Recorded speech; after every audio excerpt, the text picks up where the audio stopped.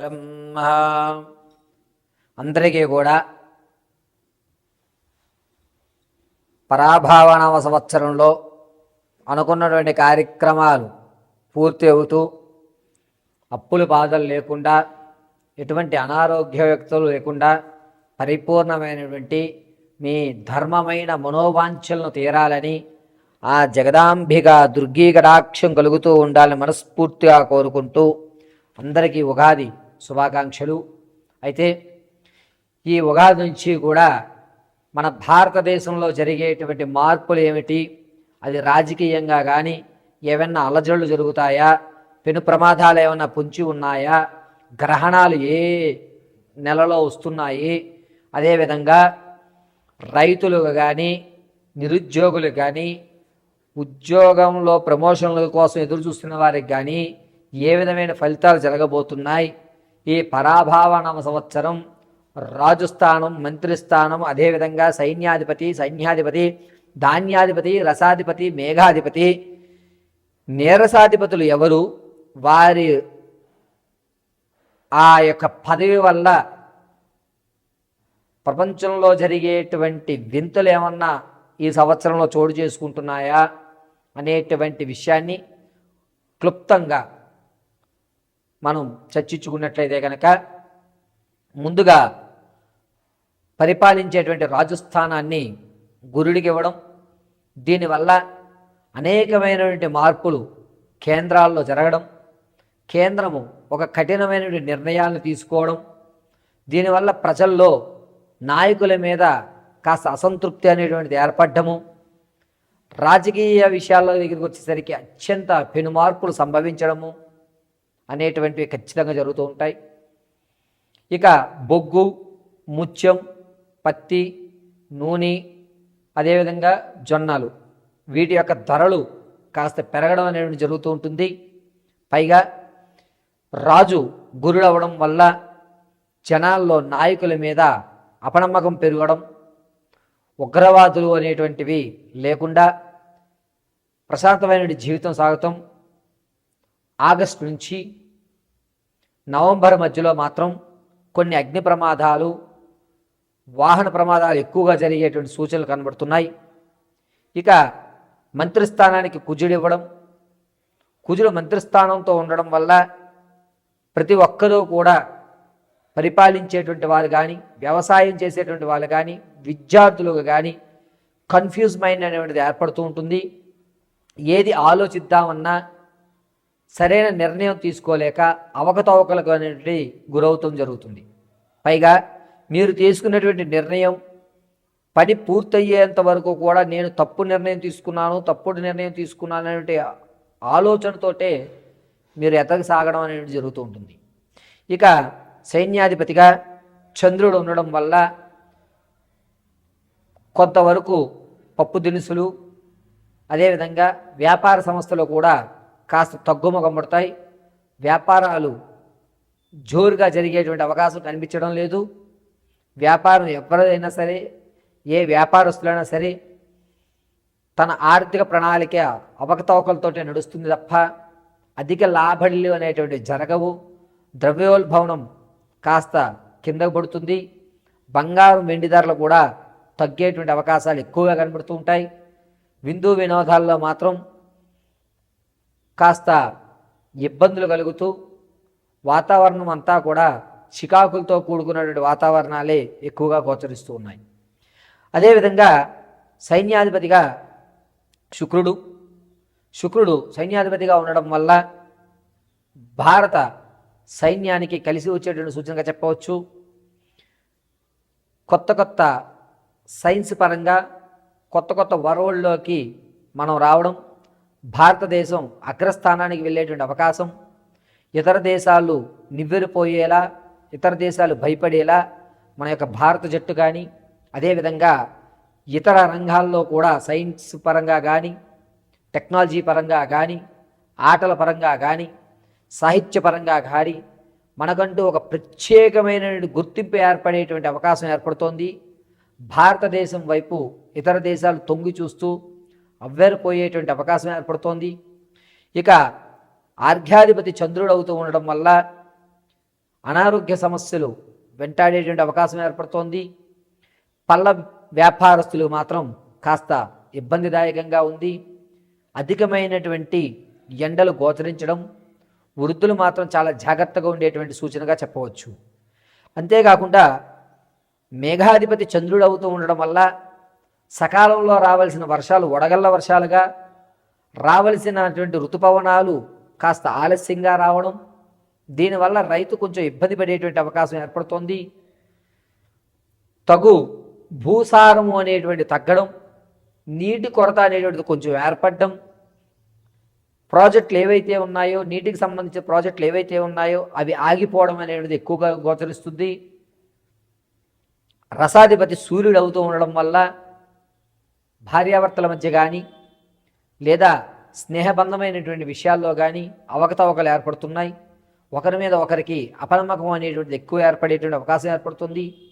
మనుషుల మధ్య కల్మషం అనేటువంటిది జూలై నుంచి ప్రారంభమయ్యి నవంబర్ వరకు కూడా ఎవరిని పూర్తిగా నమ్మేటువంటి గోచరం ఎక్కడక్కడ గోచరించడం లేదు. ఇక నీరసాధిపతి గురుడు అవ్వడం వల్ల పెద్ద పెద్ద ఇండస్ట్రీస్ ఏవైతే ఉన్నాయో వాటిలో అగ్ని ప్రమాదాలు ఎక్కువగా జరిగేటువంటి వ్యవస్థ జరుగుతోంది. రైలు ప్రమాదం కూడా ఎక్కువగా జరిగేటువంటి ధోరణులు ఎక్కువగా కనబడుతున్నాయి. ప్రయాణాలు చేసేటప్పుడు చాలా జాగ్రత్తగా ఉండాలి. ముఖ్యంగా ఈ గనుల్లో పనిచేసే వాళ్ళు కానీ, అదేవిధంగా చిన్న చిన్న వర్తకాలు పెట్టుకునేటువంటి వారు, అంటే రోడ్డు పక్కన టెంట్లు వేసి సామాగ్రి అమ్ముకునేటువంటి వారు కొంచెం జాగ్రత్తగా ఉండాలి. పెను ప్రమాదాలు ఎక్కువగా ఉన్నాయి. ఈ ప్రమాదాలన్నీ కూడా గనుల్లో కానీ ఇక్కడ కానీ జరిగేటువంటి ప్రమాదాలు ఎక్కువ కూడా ఏప్రిల్ 18వ తారీఖు నుంచి ప్రారంభమయ్యి జూలై 24 వరకు కూడా ఈ గనుల్లో కొన్ని ఇబ్బందులు కలగడం, ప్రభుత్వ శాఖల్లో కూడా అనూహ్యంగా బిల్డింగులు కూలడం కానీ కుంచుకుపోవడం అనేటువంటి వ్యవస్థ ఎక్కువగా గోచరిస్తుంది. ఇక ఈ సంవత్సరంలో ఎట్టి పరిస్థితుల్లోనూ ఏ మాసంలో కూడా గ్రహణాలు మన భారతదేశంలో కనిపించవు. ఈ పరాభావన సంవత్సరంలో 3 గ్రహణాలు మనకి గోచరిస్తున్నాయి. అందులో మొట్టమొదటిది ఆగస్టు 12వ తారీఖున సంపూర్ణ సూర్యగ్రహణం, 27వ తారీఖున చంద్రగ్రహణం, ఫిబ్రవరి 6, 2027లో సూర్యగ్రహణం గోచరిస్తోంది. ఈ 3 గ్రహాలు కూడా మన యొక్క భారతదేశంలో కనిపించవు కాబట్టి ఈ సంవత్సరం గ్రహణాలు లేవని మాత్రం మనం చెప్పుకోవచ్చు. ఇక మూడాలు అనేటువంటివి గురుమూఢమి జూలై 15వ తారీఖు నుంచి ప్రారంభమవుతుంది. ఈ మూఢమి చాలా తక్కువ రోజులే ఉంటుంది. దీనివల్ల ఎక్కడా కూడా ఇబ్బందులు కలిగేటువంటి అవకాశం లేదు. ఈ గురుమూఢమి శుక్రమూఢములు కూడా ఆగస్టు నెలలో జూలై నెలలోనే గోచరిస్తున్నాయి. ఈ ఆగస్ట్ జూలై ఈ 2 నెలల్లో కూడా మూడాలు అనేటువంటి చాలా తక్కువ ఏర్పడుతూ ఉండడం వల్ల వివాహాది శుభకార్యక్రమాలకి జూలై ఆగస్టు మంచి రోజులు కాదు అని మనం చెప్పుకోవచ్చు. ఈ యొక్క పంచాంగంలో ఇప్పటి వరకు మనం దేశ కాలమాన పరిస్థితులు ఏ విధంగా ఉండబోతున్నాయనేది చర్చించుకున్నాం. వ్యక్తిగతమైన మీ యొక్క జాతకాలు మేషం నుంచి మొదలుపెట్టుకుని మీనరాశి వరకు కూడా ఏ విధంగా ఉండబోతోంది అనేది మనం నెక్స్ట్ ఎపిసోడ్లో విశదీకరించి తెలుసుకుందాం. పరాభావన సంవత్సరంలో కర్కాటక రాశి వారి యొక్క ఫలితాలు ఏ విధంగా ఉండబోతున్నాయనగా వీరి యొక్క ఆదాయము, రాజ్యపూజ్యాలు, అవమానము, ఖర్చు ఈ విషయాలను మనం చర్చించుకుంటే మొట్టమొదటిగా ఆదాయం 2, వ్యయం 11, రాజ్యపూజ్యాలు 4, అవమానాలు 7గా ఏర్పడుతున్నాయి. వీరు చాలా జాగ్రత్తగా ఉండాలి. శత్రువులు అనేటువంటి వారు మొదటి నుంచే ఉంటుంటారు. వారికి ఈ సంవత్సరంలో మీరు దొరికేస్తారు. దీనివల్ల లేనిపోని ఇబ్బందులు గురవుతున్నారు. మీరు చెయ్యని తప్పిదానికి మీరు శిక్ష అనుభవించేటువంటి వ్యవస్థ ఈ సంవత్సరంలో గోచరిస్తుంది. అంతేకాకుండా గృహాల్లో అనేకమైన ఇబ్బందులు కలుగుతున్నాయి.